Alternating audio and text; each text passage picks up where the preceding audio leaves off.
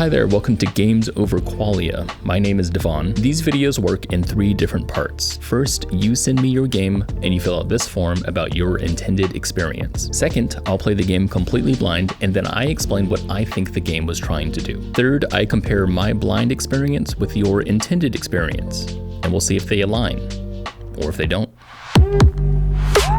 Today's game is, I think it's called AI Domingo, but the submitter called it Video Visual Novel from a developer named Javi. This is all the developer wanted me to know before going in, and we'll go play the game now. If the game was meant to be just unnerving, then I think it accomplished that, but I think it accomplished that on a skin-deep level. Okay, I have just played the game, the video visual novel. This game is, I believe, AI generated. The assets are definitely that way. That's the first thing that popped out to me. Really cool though how they use the assets because it's like an FMV. So the way that this game works is it's a very simple choice-based game. Domingo will ask you yes and no questions. Actually, sometimes the questions are not yes or no. One of them was, I think, accidentally a non-yes or no question. But yeah, he asked you vaguely philosophical questions that are authoritarian in nature, sort of. And it feels like this is kind of a brainwashing kind of mechanism that's happening here. He will ask you a question, he'll describe a scenario, something that's vaguely philosophical, and then you have to answer yes or no. And then he'll give his response to your answer, and then you just do that for about, I think it's 8 questions, 7 or 8 questions. After having answered his questions, you're slotted into one of, I think, 5 or 6 different types of endings. You fit within this percentage of people, right, of these players or whatever, or prisoners or whatever. When you look at it, then there's, you can see there's multiple different endings and that there's one that says security breach and it says you're not meant to see this or something like that. Very heavy-handed, which I thought was kind of funny. I believe this is a demo. The first thing that comes to my mind when I played this game was the AI generation. I can't get past the AI generation because it's very in your face here. That and just AI has been everywhere lately, so I think anyone who plays this game would automatically see that. That's not necessarily a bad thing. It's just probably the thing that popped out the most to me. Like the person's facial expressions, which looks very what's the dude? The toilet, skibbity toilet kind of guy. And it's unnerving, right? It gives this unnerving kind of feel. And then the whole aesthetic to everything, including the music, the font choice, and some of the decoration, it looks to be inspired by BioShock or maybe somehow that Anne Rind kind of Art Deco look, that whole thing. I love these types of games, for sure. I really like narrative games. Narrative games are just so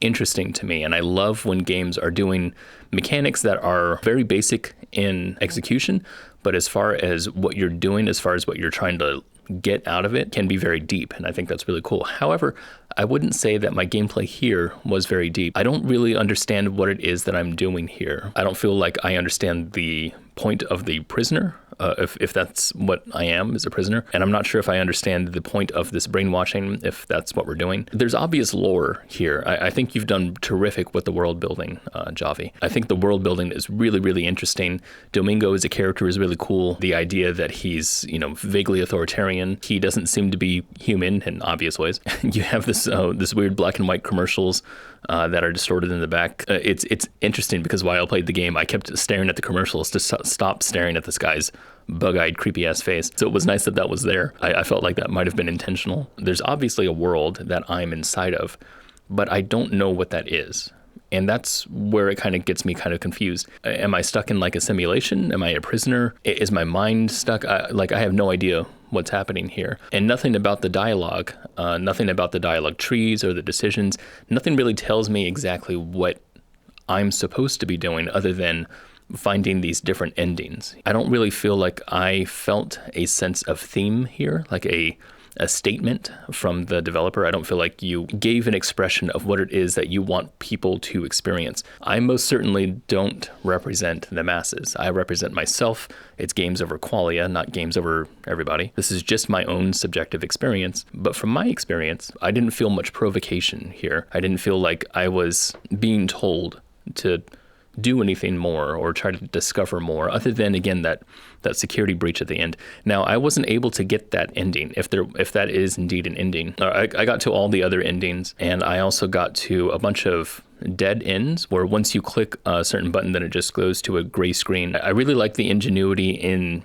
terms of taking an AI-generated asset and knowing its limitations, like how long you can make it, for example, and then inserting things like glitches, like TV glitches, to make it look like it's the same asset with the same continuity. I appreciated that kind of ingenuity. I thought that was interesting. If the game was meant to be just unnerving, then I think it accomplished that, but I think it accomplished that on a skin-deep level. I'm someone who's very interested in philosophy. I like philosophy a whole lot, as you might have been able to tell with the title. And it seems like Domingo here does ask you philosophical questions. Like, he presents things almost as if they're the trolley problem kind of thing. So one of the beginning questions was, a mother loves her child so much that she never lets him play, never lets him fall again.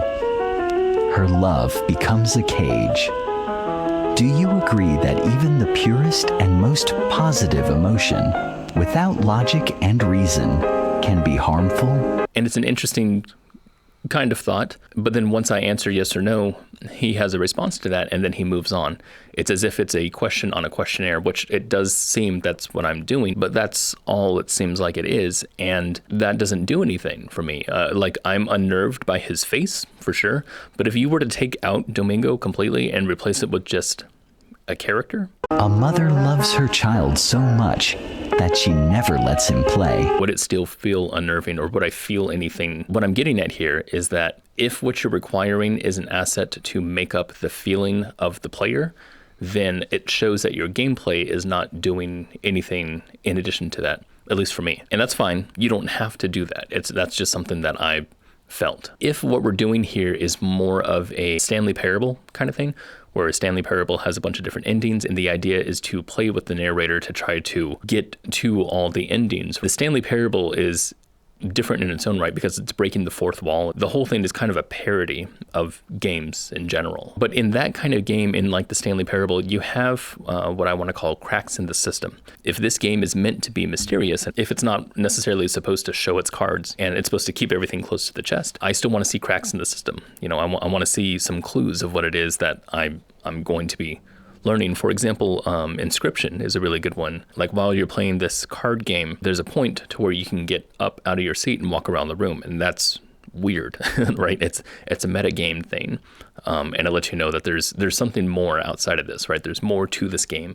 Same with a game like Pony Island by Dan Mullins, the same developer as Inscription. You go to start the game, and when you click it, the start just falls off, right? It's showing you this cracks in the system. That's a little more obvious, but it's still there. It lets you know that there is a meta game being here. There is something more than just what's in front of you. I think that's what I need here. Now, I have seen some things in this game that suggest there's more at play here. For example, the numbers that are written on, I imagine, your hand. I don't know if it's the player themselves. I imagine it is at the very beginning. Or when Domingo comes in and he introduces his name pops up on the top left-hand corner of the screen, and it shows like a number. Spoilers for this game.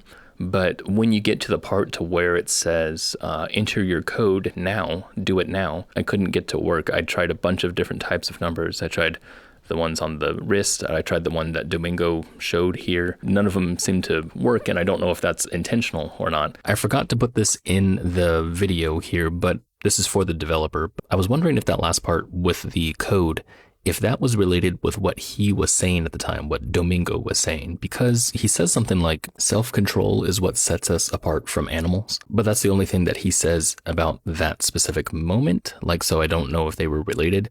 You know, if I'm supposed to have self-control at this moment and not enter anything.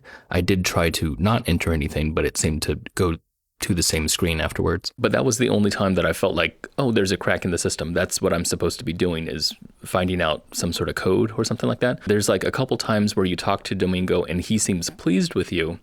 And when he seems pleased, there's suddenly like snowfall or something that happens in the frame, or at least I think that's connected to him. I'm not exactly sure. But about this thing about the cracks in the system, another example was from a personal example. My friend, when I was in film school, one of my friends had created this movie.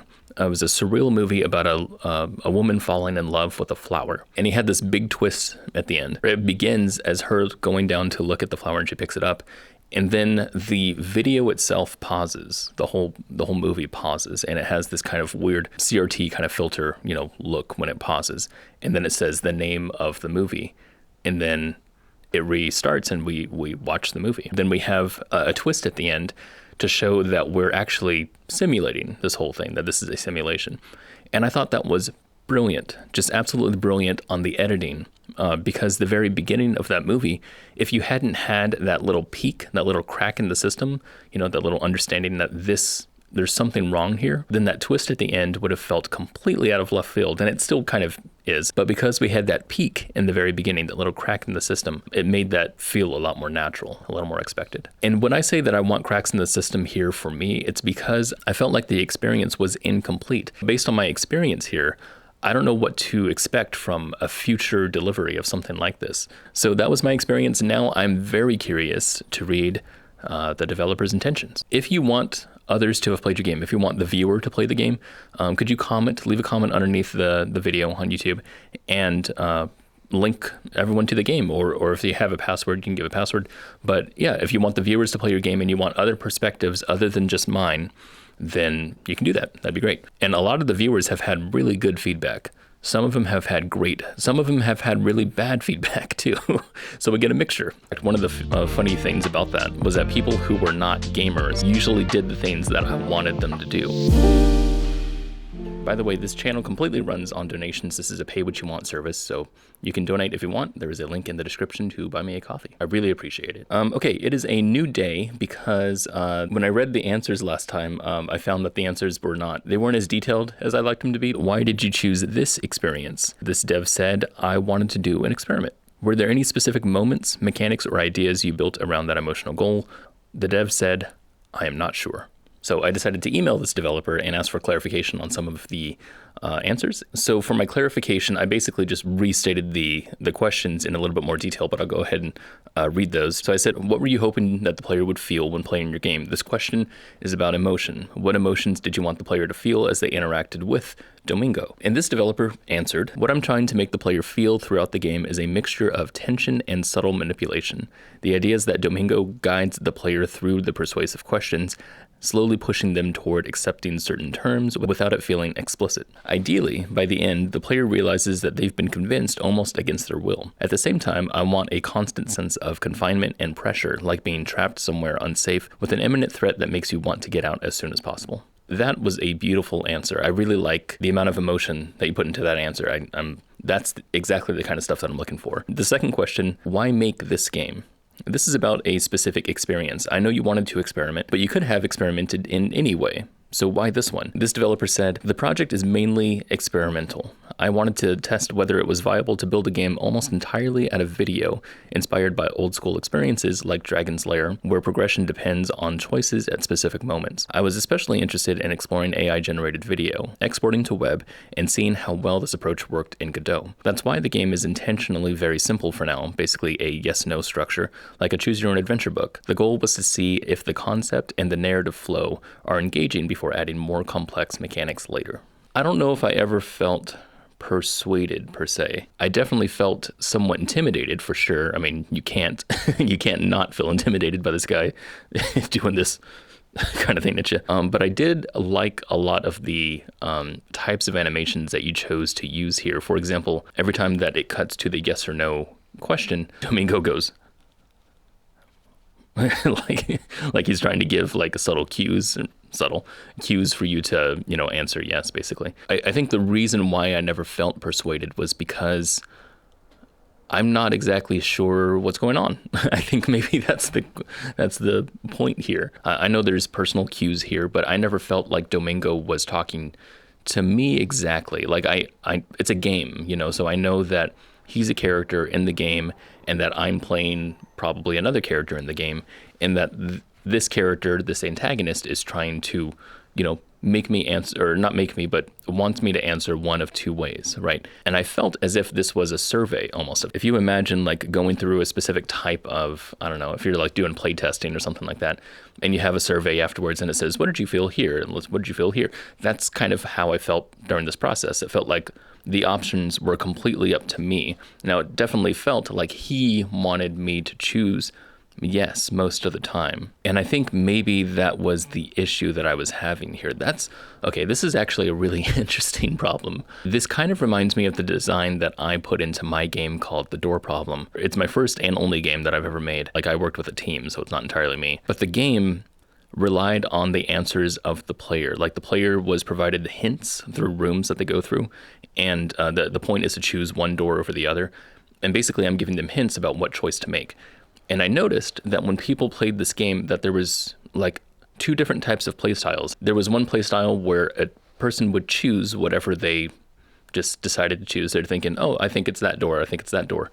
But the other person was looking at this as a puzzle and looked at the choice and thought, which one of these doors does the game want me to choose? And there's a difference there. There's a difference between I want to choose this and the game wants me to choose this. So I'm going to spoil my game here. But at the end of this, what I had hoped happened in the end of my game, I was hoping to switch the player's trust in the system. I presented the system that seemed weird and broken and vague, and then by the end of it, I made the system completely turn on them to give explicit instructions and tell the player what to do.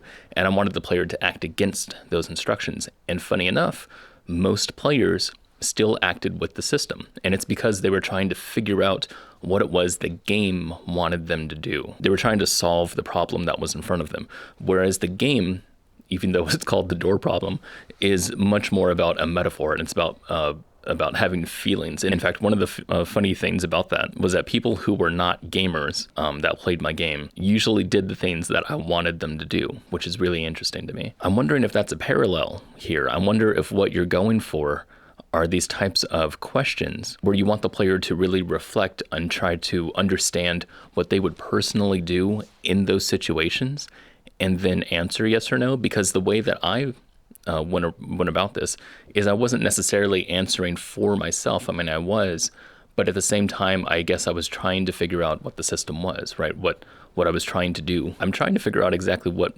persuaded my choices forward. I think what was happening was I saw Domingo as an antagonist. It was quite obviously an antagonist to me. I imagined he wanted me to choose certain answers, so I think I tried to choose against those answers in order to escape or in order to understand more of the story going on here. But yeah, because I didn't get that, I ended up exploring all of the options and trying to figure out what it was. I think the first time that I played the game, the very first run that I had was only around 3 choices that I made before it ended. And then it said, hey, would you like to play a 2+ hour version of this? And I'm like, I don't know what just happened, dude. I have no idea. I wanted to know what the game wanted me to do, right? I wanted to know what the puzzle was or what the goal was. And that's why I answered the way I did. I think being presented with 0 goals whatsoever from the beginning and understanding that this is a game makes me want to answer these questions in a way so that I can get to a goal.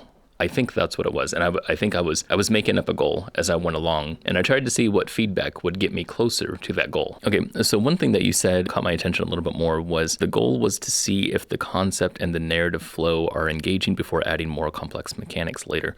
So what I'd want to ask is, have you made games like this before where it's just a binary choice system, just yes and no? And as far as that being engaging, I think that really depends on what your goal is with that system, whether or not you were trying to make the player feel certain things or trying to get them to recognize that there's a larger puzzle here. I think one of the reasons why maybe I'm not your ideal candidate for this kind of game, and I think you should do playtesting, like I said in the comments. I think that would be really cool. I'm very much against these types of binary systems in terms of design. It's less of a puzzle, I guess, and more of like a word search almost, where you're trying to do every single option until you get to all of the unique endings that there are. And sometimes those things can be really fun in terms of how much you enjoy the process. One of the games that I always talk about is Depression Quest. So like a choice system presented in that way where the emotion is given within the choices themselves, saying that you can't choose this because of your mindset right now.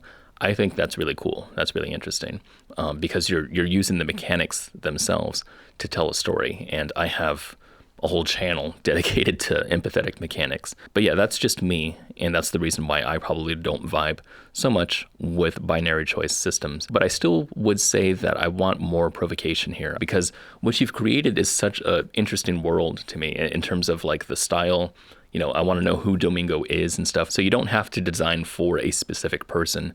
Again, this is just my take on these things. But for me to get more involved in a game like this, I feel like the choices would need to do something a little bit more than just provide me with a branching mechanism of going one way or the other. I would certainly like to see more of this game if there was more lore to it, a bigger world underneath that you're trying to share with everybody. It feels like you have a lot of stuff hidden right now. And I want to see more of that. Thank you so much for submitting your game, Javi, and just letting me just tear it apart. If you're interested in game design just in general, I have a Discord and I also have a podcast. Both links are in the description. The podcast is a Patreon exclusive, but there is a free episode every month. And the Discord has a lot of developers if you ever want to chat about development, or do you want to chat with me, or if you just want to talk about game design. We have game design theory stuff too. Thank you so much again. You guys are amazing. I will see you another time.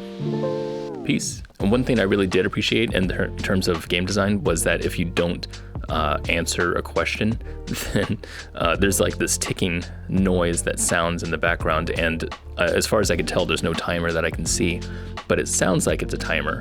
So it makes the anxiety, at least for me, it made my anxiety go up, and I'm like, oh, I better choose to answer. I wonder what happens if I don't, and I just didn't choose anything, and then it moves my cursor for me and chooses yes, and I thought that was funny. It kind of reminds me of this game that I made back in film school for a DVD menu. At the time, we had made DVD menus. I know I'm aging myself here. Are you bored?